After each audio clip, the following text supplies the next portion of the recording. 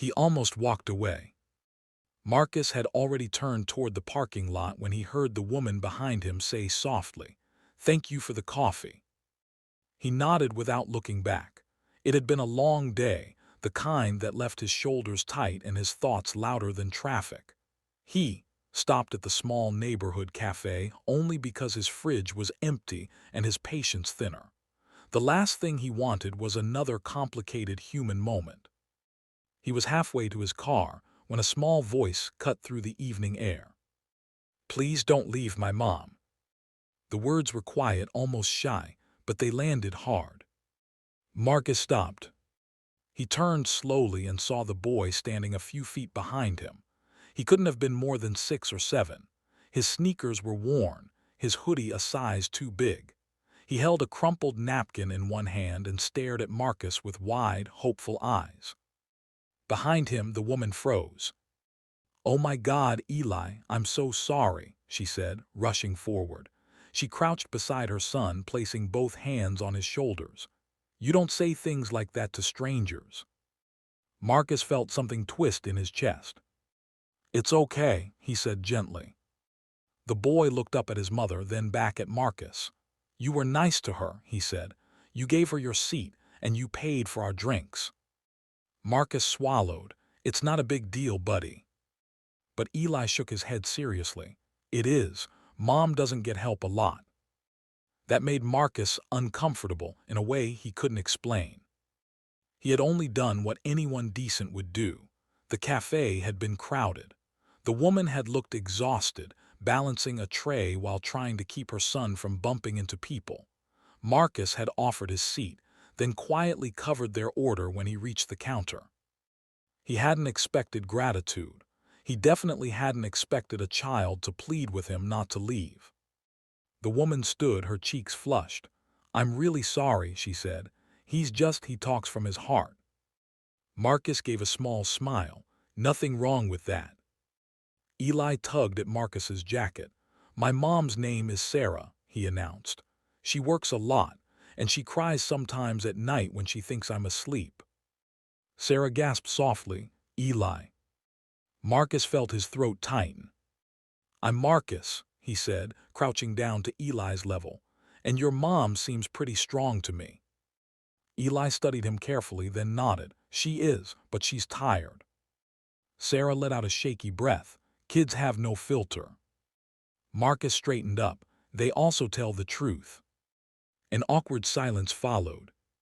He should have left then, he told himself that. He had plans, a quiet evening, leftover pizza, a movie he'd already started twice and never finished. But instead he heard himself say, "Are you two headed somewhere?" Sarah hesitated. "Just home, we live a few blocks away." Marcus nodded, "Same direction." They walked together, Eli skipping ahead on the sidewalk, occasionally turning back to make sure both adults were still following. Sarah wrapped her arms around herself. "We moved here a few months ago, fresh start." "That's brave." She gave a small laugh. It didn't feel brave, it felt necessary. Marcus understood that feeling more than he wanted to admit. They didn't talk much at first, but silence with them didn't feel heavy. Eli filled the gaps with stories about school, his favorite cartoons, and how he wanted to be a firefighter because they save people and get cool jackets. When they reached Sarah's building, Marcus finally stopped.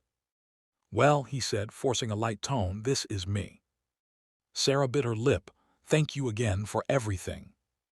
Eli ran over and hugged Marcus's leg without warning. "Thank you for not leaving," he said. Marcus froze, then slowly placed a hand on the boy's shoulder. "You're welcome, kid." He walked back to his car with a strange warmth in his chest. He told himself it was nothing. Just a moment. Just kindness. He had no idea it was the beginning of something that would change all three of their lives. Marcus didn't expect to see them again. But 3 days later, he ran into Sarah at the grocery store. She was trying to compare prices while holding Eli's backpack and talking on her phone at the same time. Marcus watched for a second, then stepped in. Need a hand? She looked up surprised, then she smiled. Marcus, hi. Eli popped out from behind the cart. Hey, you didn't leave this time. Marcus laughed despite himself. They started talking like old friends. It felt natural, easy. Sarah told him she worked 2 jobs, one during the day, another cleaning offices at night when she could find someone to watch Eli. Her ex had disappeared years ago. No child support, no apologies. Marcus listened. He didn't interrupt. He'd learned long ago that sometimes people didn't need solutions. They just needed someone to hear them. They exchanged numbers. Then coffee turned into walks. Walks turned into dinners. Dinners turned into movie nights where Eli insisted Marcus sit between him and his mom. Marcus hadn't planned any of it. He had sworn off relationships after his last one ended badly. He decided he was better alone, quieter, safer. But Sarah wasn't asking for perfection. She wasn't trying to impress him. She showed up tired, honest, and doing her best. And Eli treated Marcus like he'd always belonged there. One evening, while Sarah washed dishes, Eli climbed onto the couch beside Marcus. Do you like my mom? He asked. Marcus blinked. That's a big question.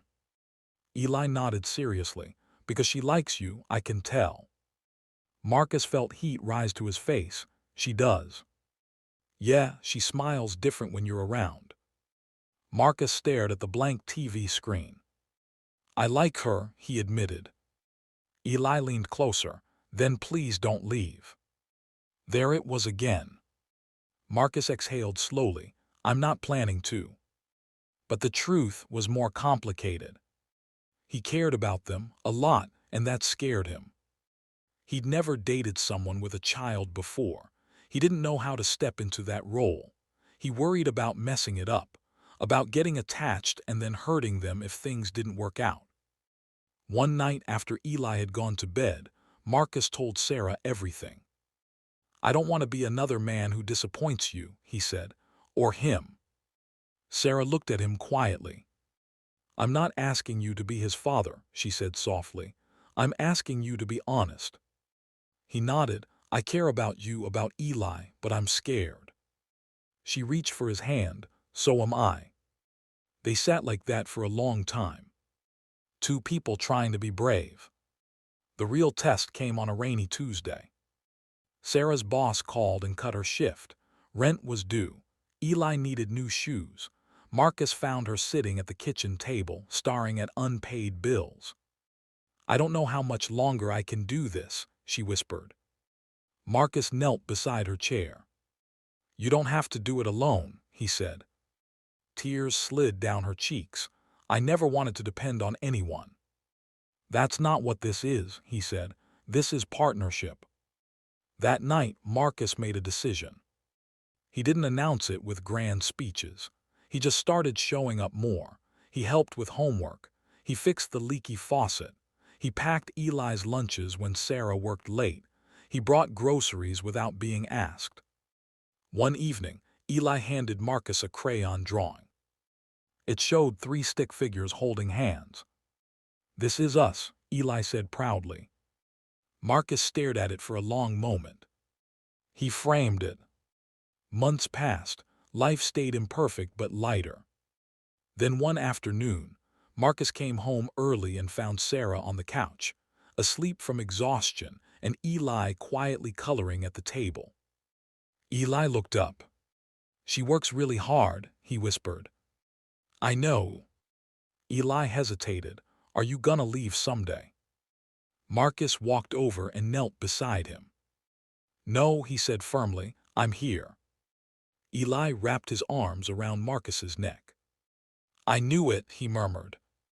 Later that night, Marcus told Sarah he loved her. She cried.